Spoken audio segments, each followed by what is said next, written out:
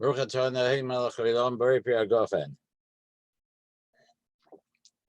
Chaim, good evening to everyone. It's already the time when I can't say what the day is, but we're all very happy that we're getting together. And there's numerous things that we could share. The first thing I'll share with you something that I read in this Kashrus booklet from last Shabbos. And it says over there that the Rebbe's Matzia, that to ANASH, this is in Toshin Yud. The Rebbe says there, Hini Latzia Shebeyoim Baomer Yom Ilud Rashbi Yom Simchosoi Simcha Chigedola Koi Simchas Nesuin Yisu Kulam Al Ohel Shishom Nimsa Rashbi. The Rebbe said, in other words, that all the ANASH should be traveling to the Tzion, to the Ohel, Shishom Nimsa Rashbi. So we can already understand how powerful the Ohel is, and we can understand how powerful all these inyanim are. As a side ha'ora, it was interesting that Arya mentioned a few minutes ago about the Siri Lubavitch minyan in Lubavitch, which used to take place downstairs in the original Lubavitch house in OSE. And Ania Cotton, I was actually the first gabbai of that minyan. And I can't put my hand on this letter, but I did have a letter from the Rebbe concerning the gabos in this minyan, which B'linei will maybe try and share with people another time. When I was in yeshiva in Kfar Chabad, in Toshin Chof Gimel, so that year, the day of celebration was on the Thursday, and then on the Friday, I was zeicha to receive a pekel of letters from the Rebbe, not just one letter, but I actually got 4 letters, came in the one envelope. They were delayed for various reasons. And one of the letters, which the Rebbe wrote, dated the 15th of Iyar, the Rebbe says, as I've written to some of your friends at the yeshiva, I trust that due preparations are made for utilizing the forthcoming auspicious day of, not only in connection with Miron, but also in a wider scale. For it was the essential mission of the Rashbi to reveal the inner light of the Torah so that it should be disseminated and spread forth. And certainly it is expected of the students of Tomchei T'mimim to do their utmost to spread Yiddishkeit permeated with the spirit of Hasidus, which is basically the spirit and teaching of the Rashbi. For whatever the reason was, I did that year, like the previous year with the yeshiva, I did actually go to Miron. We traveled down overnight in like an army truck, so to speak, and we got there and we used to do whatever we could. But for some reason, this particular letter only actually reached me the day after, the next day. But it's a letter which is worthwhile sharing with everybody. I don't know if people came across recently, there's a story told about Rabbi Yankel J.J. Hecht of Sholem. And what happened was that in the year of Tovshim Mem Ches, after the year of the Stalkus of the Rebbetzin, so the Rebbe, who was keeping a Veilus basically like a regular oval, the Rebbe made it known that he wouldn't be coming out to speak. He wouldn't be coming out to the parade. So with this in mind, J.J. Sholem kind of wrote in a letter to the Rebbe saying that if this is the case, then I might as well cancel the parade. Something to that effect, words to that effect. Within a very short space of time, he got a reply from the Rebbe. And the Rebbe, it was quite a sharp answer. And one of the points that the Rebbe made was that I will certainly not be the one to take such a basura to the Ohel or to the Tzion of the Rashbi. That's what the Rebbe said. You can research the exact Lashon, but that's what the Rebbe said at that particular time. But B'chol Ofen, we do understand the Kedusha and the special meaning of this particular day. It's a day of Hine Matov Manoim Sheves Achim Gam Yochad. I think, if I'm not mistaken, when I was in yeshiva in Tov Shin Chof Tes, I think at that particular year, I seem to remember I came back from Mivzat Tefillin, and the Rebbe had already come back from the oil, and he was sitting upstairs in the small zal, and he was saying a maimah connected, I think, if I remember correctly, it was connected with this particular pasuk. We all know that on Lag Baomer each year, there was a minhag, huh? I didn't say it. There was a minhag that people who unfortunately didn't have children, they would either send a letter into the Rebbe or stand by the Rebbe's door, be mavakish brachas in connection with children. It was a Yom Segula for these people. And like Ari's already said, that we're all going through very challenging times in our own way. And despite this, it's a time when we have to, so to speak, evaluate what our shlichus has been till now, and also evaluate what we should be doing at this particular time, how we should maybe diversify and look for new opportunities, how we can be Makarav Yidden during this particular challenging time.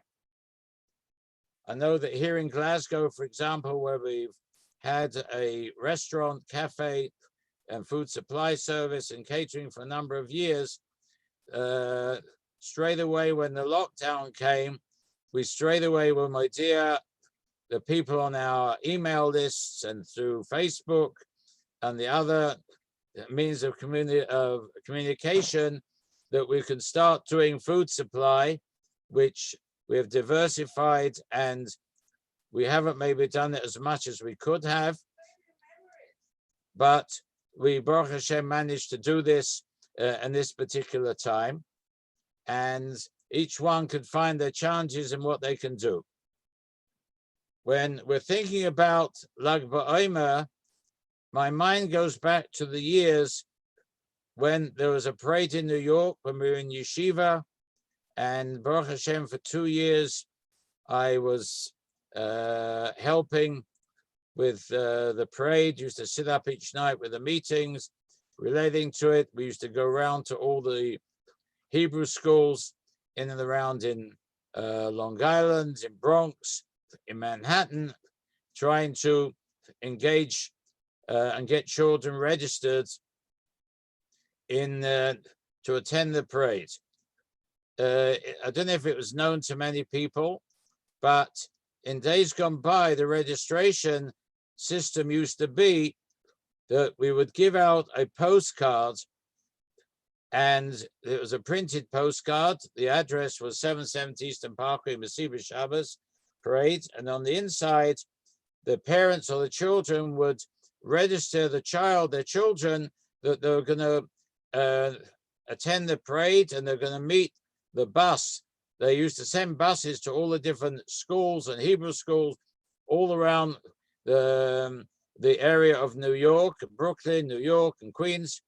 And people would send in the cards, and the derech was that each morning when the post arrived, after Rabbi Yomin Klein, generally speaking, he used to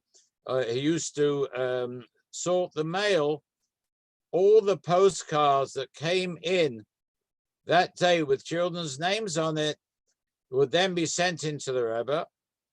And after that, the Rebbe would send them out and they'll be passed on to the parade committee to work out how many children are expected at this bus stop and this bus stop, and how many madrichim we need, counselors, and so on and so forth.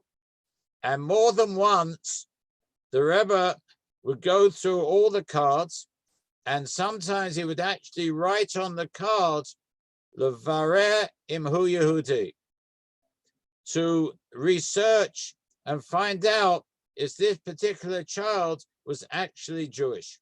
Imagine such a thing, and that's what used to happen in those particular days. I remember very clearly how powerful the parade was, particularly with Toshin Chovov, and then particularly Toshin Chov Zayin, the year of the 6-Day War, when just literally 1 week before the 6-Day War began, at that particular time, the Rebbe gave a tremendous idud, a tremendous encouragement, and a very powerful message to the children and to all Klal Yisrael, how the Yidden are standing in a very serious time. And the Rebbe prophesied that the Yidden are going to come out, they're going to come out with a tremendous victory. And so it was that a week later, the following Sunday night, the 6-Day War began, and 6 days later, the 6-Day War ended, and all the prophecies and the brachas of the Rebbe at that particular time were fulfilled in an unbelievable, most powerful manner. Nobody ever dreamt for a second that that Eretz Yisrael would almost double the size of its territory in a matter of 6 days. It was a time when all the soldiers and the Egyptian army and the other armies, that they literally took off their shoes. If you're in the shoe business, you could have done very well at that particular time. They took off their shoes and they ran in the sand, they ran away. It was an unbelievable miracles that happened. And unbelievable time for Klal Yisrael. And I just wanted to share with you one or two other points, one of which, there's a famous letter that the Rebbe wrote to Rabbi Chaim Kesselman, the Mashpia in Kfar Chabad. This letter is dated Chamisha Osa B'Shvat Tovshin Tes, and in this particular letter, the Rebbe stresses very strongly, it bothered him why there were not enough people signing up to donate Maimed and connecting with the Rebbe at that particular time. And one of the things that the Rebbe wrote, that there was a bocher who was not shaykh to avoid the tefillah. He wasn't a maskil, not an oived. He didn't even have a beard. And he was in some place, and all of a sudden the Rebbe said that letters were arriving on the desk of the Frierdiker Rebbe from men and women from that particular area. And the Rebbe said that there's a woman, she was involved in business, and she was asking the Rebbe whether she should rent the shop in this area of the city or another area of the city. For Sheyeles Hechlet Kroikes Adash Matase Ma'olam Leirosa Oisei. This woman had never seen the Frierdiker Rebbe, and V'yadas, and she knew Shema'olam lo hoya Kvod Kedush Merchami Admor lo Irak Be'ira Legamba Chomedinosa. And she knew that the Frierdiker Rebbe had never been in that woman's city or in that woman's country. She's not from ANASH, not from Gezer ANASH. But when she heard from this bocher that there is Yesh Rebbe B'Yisrael, she heard from this bocher that we have a Rebbe, V'ein hu nichnas b'agbolas hateva, and the Rebbe is not limited in any of the limitations of Teva.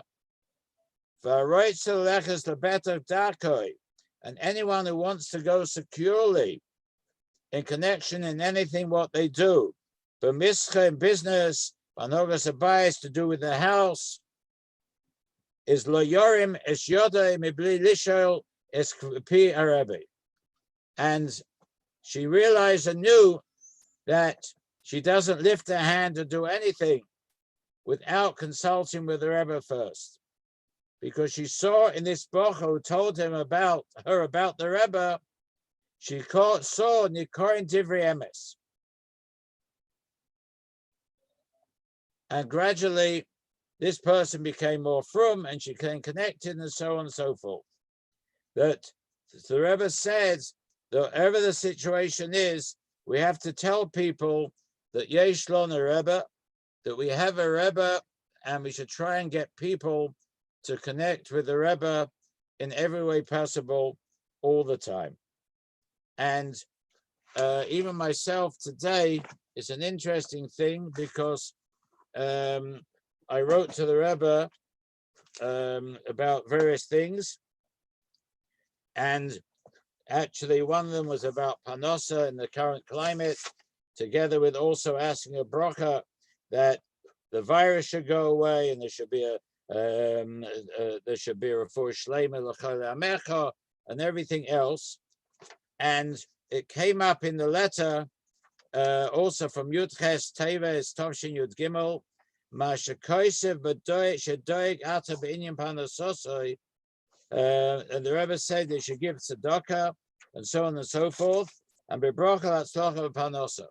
So in other words, whenever we have a problem, before we have a problem, when we see a problem is maybe coming, the first thing that we should try and do in every situation is to try and connect with the Rebbe, write to the Rebbe regularly, and like Ari already said, to write to the Rebbe good news.